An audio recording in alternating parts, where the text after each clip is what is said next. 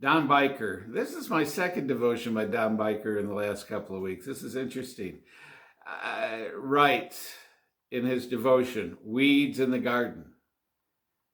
He said, weeding is one of the least favorite activities, but I know that weeds can overtake and ruin a garden. And I want to protect my garden and help it thrive. So early in the season, I cultivate around young plants and pick and pull weeds. And even though I try to be careful, I sometimes pull up plants along with the weeds.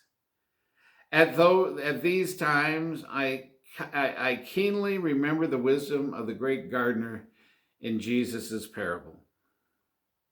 There is some critical differences, however, between the weeds in my garden and the weeds in Jesus' parable.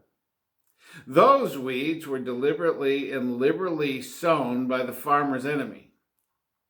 And those seeds would have looked much like a young wheat plant at first. In addition, the roots of the wheat and the weeds planted were already intertwined before the action of sabotage was detected. So weeding would have destroyed the good with the bad. Not weeding made good sense in this scenario.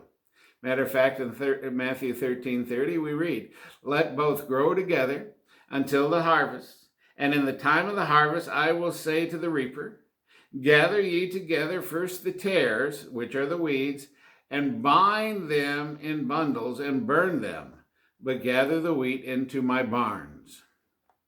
Now, most significantly, the parable reveals God's wisdom and mercy for us today. Our enemy, the devil, has been and is actively sowing seeds among good seeds in God's garden.